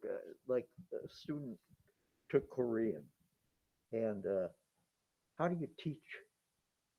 How do they interface with your teachers? And So they're not learning it from our middle school teacher. They're learning it from an online course. So it'd be like you going online and taking a course through a university or whatever the format is or the platform is. They're taking the course through that teacher, through Edmentum. Edmentum has licensed teachers in all those areas. how do you select those online? How do they register? Well, where do you get? They take an online course. Where do you get the online course? It comes through that platform, Edmentum. So we subscribe to that service, and then students take those courses through that service, and then we record the grades. Like one subject or one language was not there, say German. Mhm. So if a student wants to take German, you can accommodate them. If they offer that. Now, I don't know off the top of my head if German's on their courses. I'll bet it is, but we're not currently offering it this quarter. But it probably is on the. I'd have to go and look at it. There's a pretty broad. There is. Summer says there is. Yeah, we don't have any students currently taking it, but yeah, it's on offer. Thanks. I think you mentioned that the students can go to elementary for some of the extracurriculars. Are they able to do that at the middle school level for any of the exploratory classes or any of those extracurriculars? Not the exploratories, but they can certainly join the extracurriculars, meaning sports for sure. Band is an option, although we haven't had any kids that have been interested so far in doing that. But not the exploratories because I think they're pretty. What is it? The time frame is pretty short, right? And they change quarterly. We haven't really talked about it. Yeah. So, I mean, they're the extracurriculars for sure, but curricular classes, we haven't really talked about that.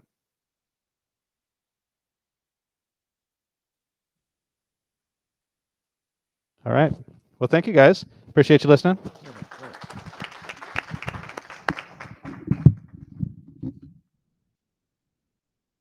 Good job. This is a treat. I think we always love hearing from ATI, and we started asking ourselves, why don't they present at the JAB meeting? And it's just like, Well, good question. So, Summer, here you are at your first JAB meeting. Welcome. Thank you. Evening, rounding out the evening, last is best, right? Good evening. I'm Summer Brandon. I'm the executive director at Armadillo Technical Institute, just down the street. And we're in our 21st year of being a charter school serving students. And what a year! So we have, you have on your page, because I'm used to it. I didn't realize not everybody did this, but you have a printed version of this so you can reference for yourself. And also, in our charter agreement, we provide a written version of all the things. So you are so informed. So follow along as you'd like. But I'll point out a couple of key pieces on each of these slides. One is demographics are really interesting this year. We knew heading into this year, so many students in our whole valley were behind. They opted out of school in so many ways. And since our expertise is helping kids catch up, we knew we were going to experience some real lagging pieces. And one of those trends is that seniors come to us. Right now, 54% of our enrolled students are seniors. So we have a lot of people who are trying to get caught up and trying to put it together at the end. But we have overall fewer students. Last year, we carried 73. Right now, we're about at the same. Toby mentioned he's losing a couple kids. That's because they're coming to us. So we're all hanging together with all of those students. But we'll have, like most years, we anticipate having 70, 75 at any one time, but serving over 100 altogether. So every year we have 120, 130 students, individuals throughout the year. They come, they graduate, they come, they return to a homeschool. We do a lot of different kinds of work with student. That means that we have a lot of turnover. But we still have a super tiny staff. We have about 5 1/4 teachers. We have an administrator and a bit. And we, have an office person, glory be. That took us a while to secure. We ended last year without one, and we're so grateful to have one right now because that was me. So if you called, you talked to me. We have similar demographics. What we saw is if it has been a challenge in the past, it's a challenge for more students now. So more homelessness, more students working, more students behind, more students with IEP services. 24% of our students right now have IEPs. Another 10% have 504s. That is significantly higher than any other school in the area. But we're having a great time. One of the statistics that I think is really interesting for us right now is that almost 80% of our students will spend less than 2 years with us, year and a half. So they're coming late, they're coming really behind, and they're coming just for the end. That's a really tough situation for them to be in. Regardless, there are some great strengths. So we have kids who are ready to lead. We have kids with great capacity, great skills, great strengths, great passions.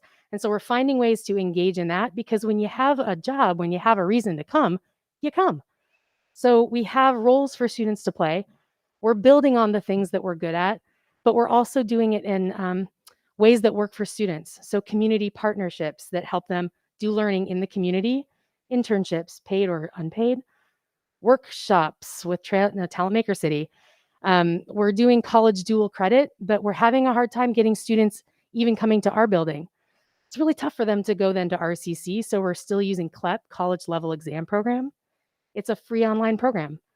They can take an online prep course at their own pace, pass an exam, and get college credit that's accepted by universities all over the country. And they don't even have to be in our building to do it. Your kids can do it from your home. So we're using those systems that we can help leverage, but they can continue to do on their own, no matter where they are. So we're setting them up with skills and equipment that they can keep going with. We had, looking ahead, some big goals for this year in our continuous improvement plan and our charter agreement. We have some step up goals. It's a big step up this year. So we gathered together with our board over the summer and we thought about what was essential and we sort of redrafted our mission. So our mission at this point is to equip people. We work together to equip people to accomplish their goals. We do that through community, equity, creativity, and adaptability. So we're anchoring in those ideas because we're trying to still step up.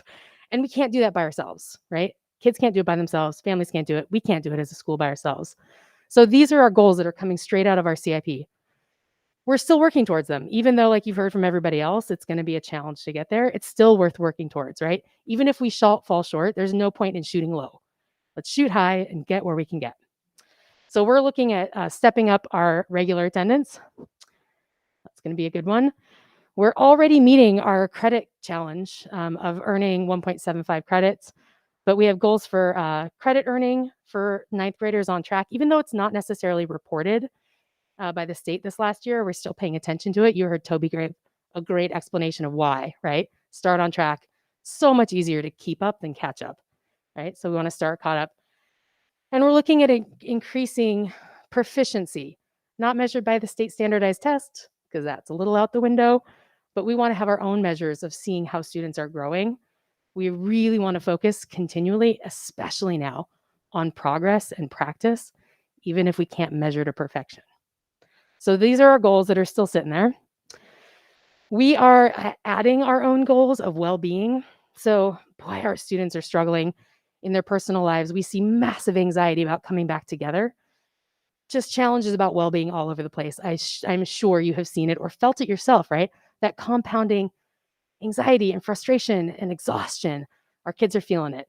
So we're asking them, do they feel safe here? Do they feel like they matter? Like, does it make a difference if they show up or not? Do they think that's true?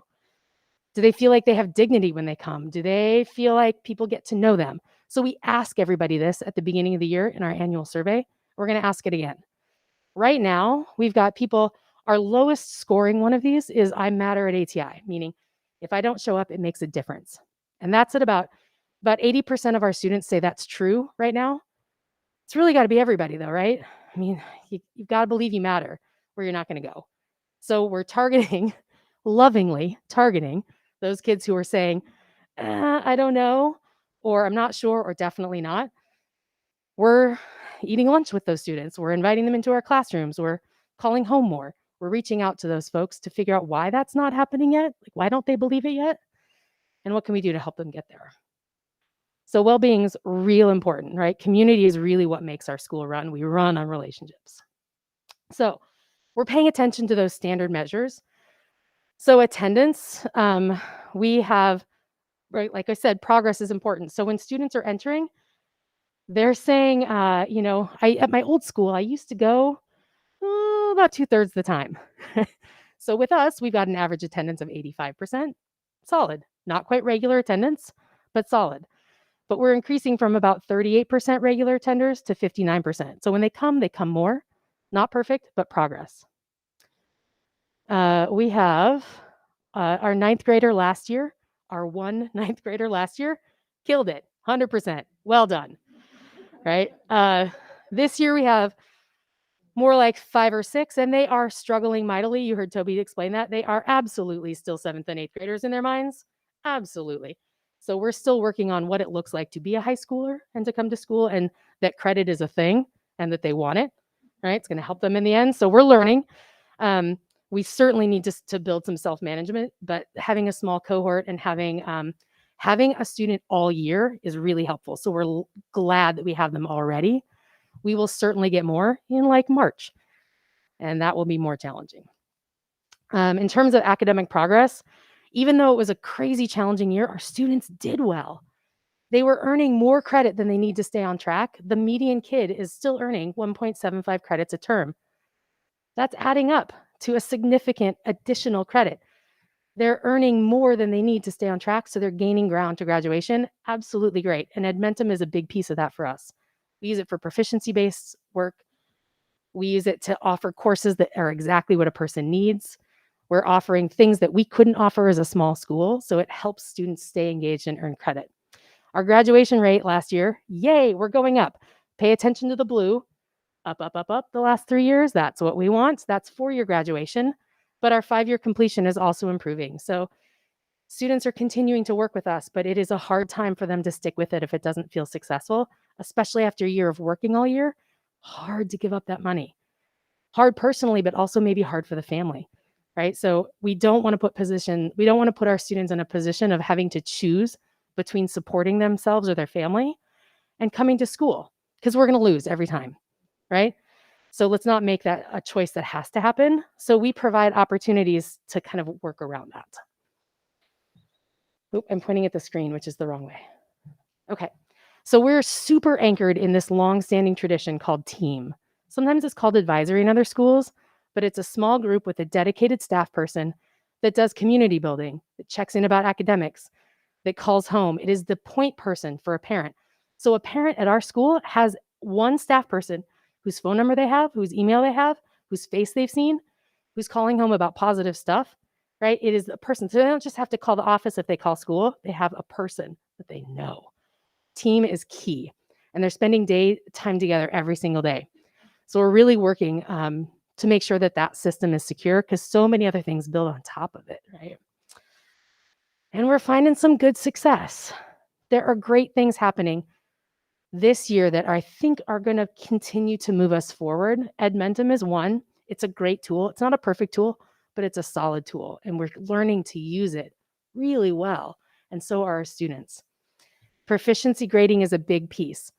If you can't come every day, right, you have to work, or you cannot handle being around people, you can't stay regulated, it's going to be really important for you to be able to show what you know when you can be there. So proficiency is key. I don't have to be there every day. I maybe didn't get all the homework assignments done, but I can show you that I know it. Great. We've seen even more people this year come to our schools saying, I have to get a GED. It's the only way I can finish. But when we look at their transcript, they're not that far away and we can get them there. And it's such a great, joyous moment for them when they see that they have options. Some of them still choose the GED. It's the right option for them, but it's an open door that lets them come in and explore their options because they feel like that's maybe accessible. So we're glad that we still have that. We have early graduates. Our most recent one was yesterday. Our second graduate of the year, Carmen, who is turning 21 on Saturday, just graduated before sort of our end of service opportunity happened. So we literally grabbed him off the street, right? He'd moved out of state, came back, and I saw him walking right in front of my school. So we went out on the sidewalk and we're like, Carmen, come in here. Yes, bring your girlfriend. Absolutely. And we sit down and look at a transcript because we've still got it. We make a plan and boom, he can do it, right? But we have to be a little creative and aggressive in recovering students who don't feel like school is for them anymore, or they feel like they haven't done it well for a whole year. And we've had that, right? We've done things that are mistakes in our lives and it's gone on so long. You get to a point where you're like, it's too long. It's been too long. It's too hard now. It's too far gone. I just can't do it anymore. And they're going to come in on their own. So some loving harassment is part of our strategy. And we are borrowing from things that worked well last year. Last year was rough, y'all, but it was not all bad. Great things happened. We had kids who killed it in distance learning, who struggled mightily in person. So we're still using some flipped classes. We're still using some distance learning strategies because they worked. Not for everybody, but for some kids really well. And we're responding to that huge growing pool of needs. So we now have laundry facilities at our site. We have personal hygiene. We have a snack center. We have, thankfully, a full-time mental health person. We didn't for the first month and a half of school, and it was rough, but we do now. And he is busy all day long. And our nurse in our healthcare center has been amazing. She's with us 2 days a week, and it is a game changer to be able to address some of those needs without having to leave campus. Even if it's just a perceived barrier, it makes a difference. And this bottom one is my favorite. Our staff participated in positive discipline, a couple of early adopters a couple of years ago. And positive discipline, if that's new to you, is an approach. It's not a program, but it's an approach that's trauma-informed, brain science-informed, that helps us support one another in a way that takes into account how a brain works when it's under stress and feels like it has to survive, right? We think about how people might respond given their context, how they might perceive danger and feel like they have to protect themselves. So our staff is working with Jody McVitie, who's one of the leaders of that work, as a full-time year-round consultant with us. And we're using some of the student investment account money that has flowed through to our school to help pay for this. That is helping us approach our work with students differently, given the additional trauma. Our students have always been highly trauma impacted, but everybody is, including our staff. So this is making a difference about how we approach each other and support and love each other and care for each other and do the things that are really uncomfortable, but in the best interest of each other, even though it's not what we've done before, right? So such a good push for us and something that we needed as a staff to move forward, to not be stuck in something that felt really hard. We're also really leveraging community partners. Yay for partnership. Some paid internships, Project Youth Plus, Talent Maker City, and La Clinica have been big game changers, opening doors for kids off campus to do things that are making sense in their context, in their lives. Science Works is a new partnership. They're combined with Project Youth Plus, we have 4 students who are going to go and learn how to lead science education for the public and get paid for it. How great is that, right? I personally love that because I'm a science educator. I'm like, yes, please. You're amazing at it. Go learn how to do it. And finally, Kit is our last speaker of the night. So Kit came to us and they choose ATI because they feel safe. And we're so glad that they do, because there are a lot of people feeling kind of unsafe in our world for lots of different reasons. So we're proud that we can provide a safe place for them, and proud that our community can continue to build, because we're not perfect, but we're super excited to learn together. And that, I think, is the story of this year. We don't have all the answers, but we are really learning together. And I'm really pleased and grateful to be able to be here, because I get to steal from all these ideas of these amazing leaders that you've been hearing from all night, because none of us have all of the pieces, right? But we have parts of it, and together we do really great work in this region for this valley. I'm really glad that we get to be part of it from a little bit down the street. What questions can I answer for y'all?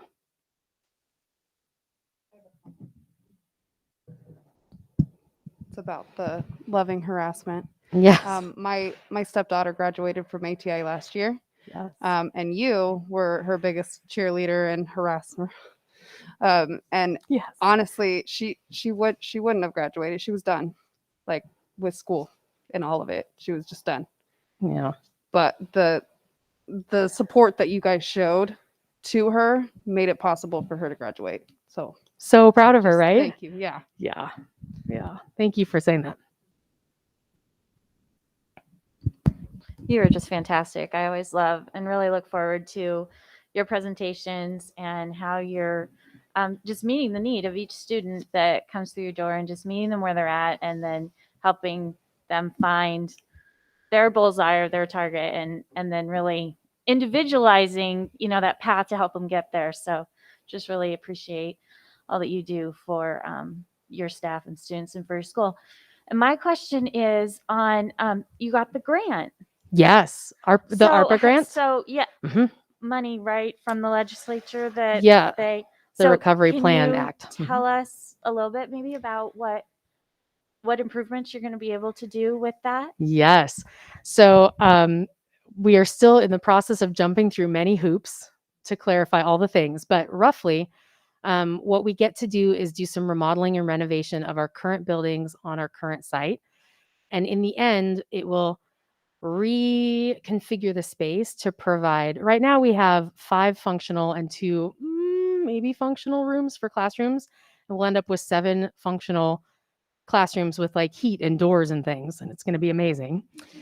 And then we'll be potentially removing the center building, which is a house from Camp White that has been converted to many things, and will go away theoretically, and everything that's not classroom will go to that center space that will face First Street.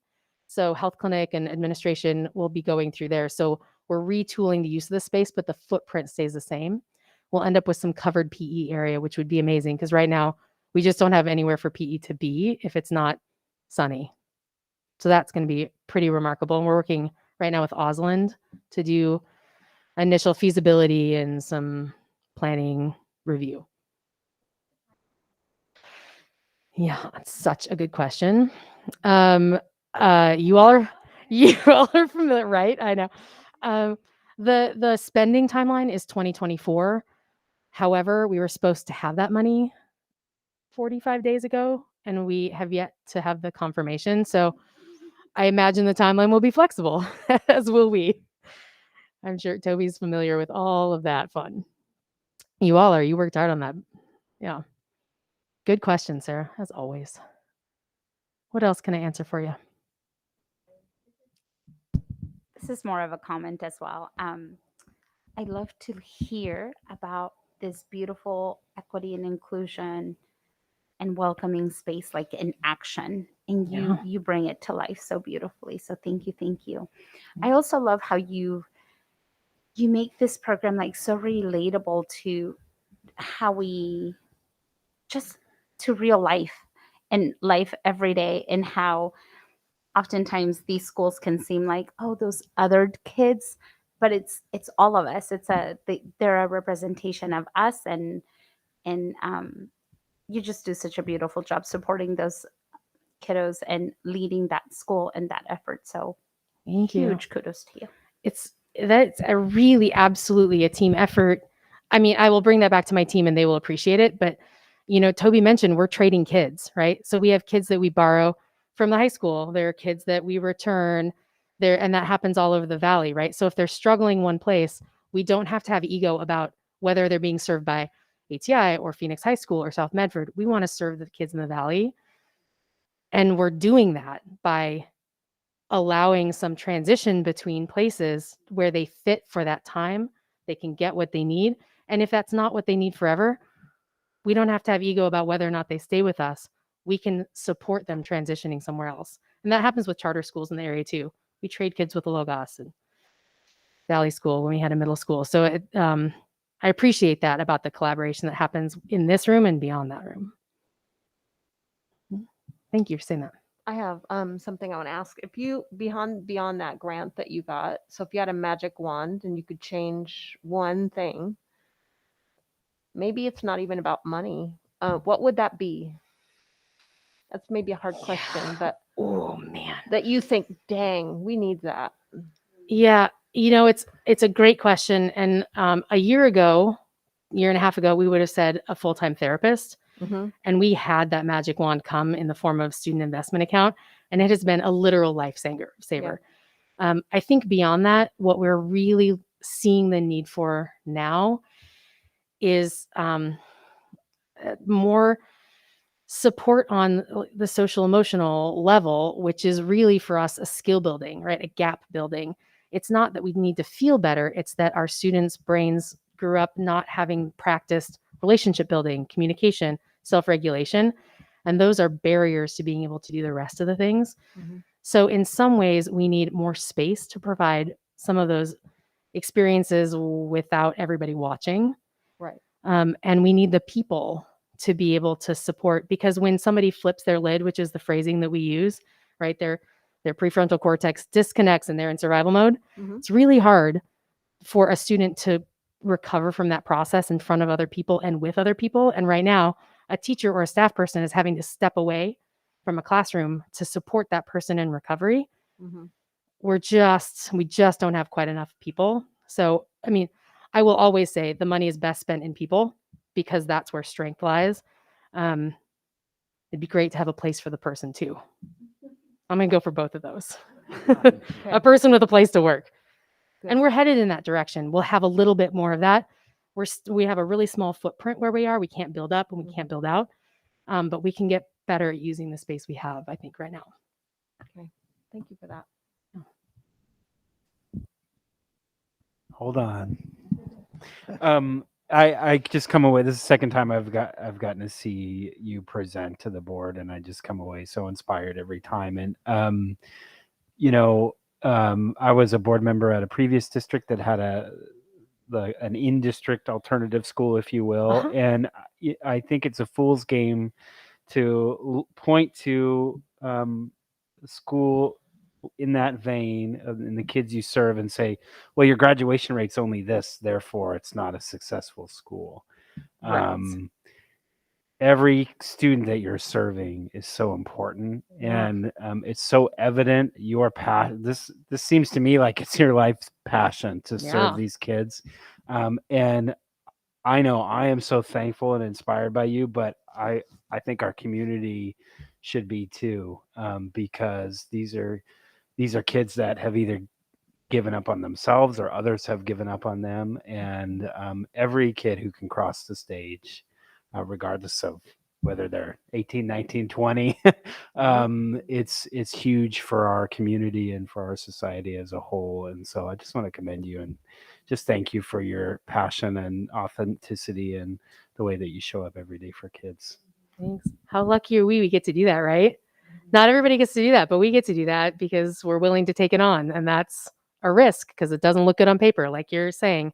And I always want to take the opportunity to thank you all and Brent for supporting that mission because it's a hard pill to swallow when the data gets thrown back at you in not a flattering way. But we're counting up from 0, right? Not down from 100. And so we appreciate you supporting our students doing the hard work to make their lives better. Thanks, y'all.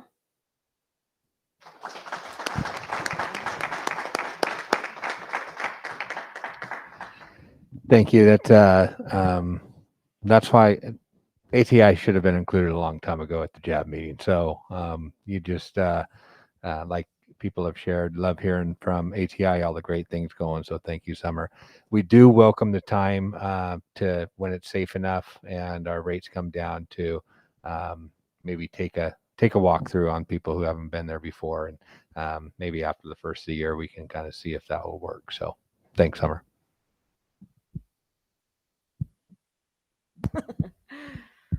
Well, I'm not really sure what I'm supposed to do on the summary, but I would like to thank everyone for coming. This has been an excellent meeting, and I've missed it so much. And just learning about how the staff is working on the challenges and the upbeat information you gave us, and all just going, okay, what worked in the past did not work, so now we're changing it for the kids is just amazing. And I think we all are just so thankful to have you guys be part of our district. That's a great summary. I do think what you heard here tonight is a lot of hope, but also a lot of intention to really reach that hope that we have for all our kids and our families. So thank you to the team, thank you to the administrators who serve our buildings, and appreciate it. And again, I've missed this JAB meeting as well. It's been really good learning experience. I know many of you are new. This is your first time. Raise your hand if this is your first time JAB meeting. Yeah. So, that's all. With that being said, I adjourn this meeting.